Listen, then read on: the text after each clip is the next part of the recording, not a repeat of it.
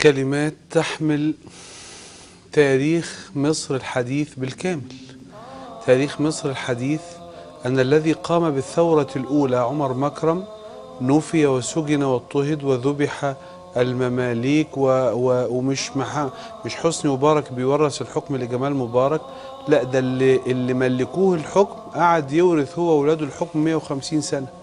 الثورة الثانية طلع أحمد عرابي يقول وإنا والذي لا إله إلا هو لن نورث بعد اليوم ولكن ورثنا بعد اليوم 70 سنة في الملكية ثم 60 سنة في الجمهورية.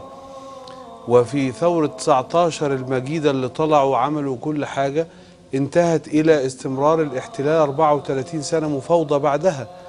وثورة 52 بدل ما احنا المرة دي بنقول ارفع راسك فوق انت مصري، كان بيقول له ارفع رأسك يا أخي فقد مضى عهد الاستعباد. لم يمضي عهد الاستعباد والناس بين قتيل وسجين عشرات السنين.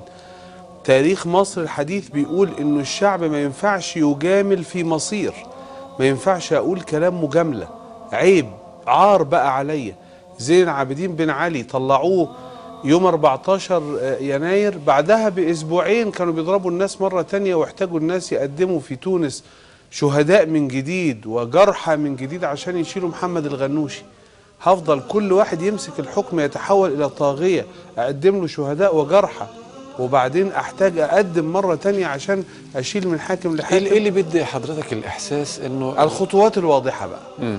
أنا مش عايز كلام، أنا شعب مصر، أنا أريد خطوات محددة. ولذلك أنا بقول إن الشخص اللي بيجي النهاردة ويقول سيبوا الحكم ده يستمر سنة ولا سنتين، ده يسلمنا إلى أخطر المخاطر وكأن التاريخ المصري غير مقروء كله. إيه ده؟ في حد يقول كده؟ أنا هقول لحضرتك تصريح رائع لهذا البرنامج الكريم. اتفضل.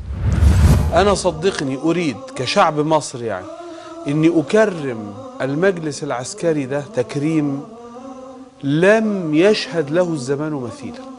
وأنا أتمنى إنه يوم ما يصدق ويسلم للناس إن شاء الله، وسيحدث هذا بإذن الله، إن يقيم له احتفالات في شوارع مصر كلها من اسكندرية لأسوان ومن سيناء إلى مرسى مطروح. جميل جدا بالكامل. استاذن حضرتك وأخلي أعضاء المجلس العسكري رموز وطنية بالواحد، كل واحد منهم أسميه رمز وطني، وأخلي شعب مصر يضرب لهم تعظيم سلام في مقابل تعظيم السلام اللي أحد أعضاء المجلس العسكري ضربه لأرواح الشهداء. عايز أصنع تكريم لا مثيل له، وهلتمس منهم في تأدب بالغ أقول لهم إنه اسمحوا لنا نجعل العيد القومي للقوات المسلحة أو اليوم القومي للقوات المسلحة هو يوم ما أدت دورها وسلمت السلطة للشعب. أنا أحب الجيش لأنه قرايبي وأحبابي وأصهاري وجيراني والناس، لكن أنا مش عشان بحب أبو بكر الصديق مش هأمره وانهاه. قال إذا وجدتموني على خطأ فقوموني. مش علشان بحب عمر بن الخطاب وأقدسه مش هيقول له لا سمع لك ولا طاعة لحد ما تقول لنا أنت جبت الجلابية دي منين. الإسلام يعلمني كده، إن الشخص علشان أأيده أو أقف ضده فين خطوته الفعلية.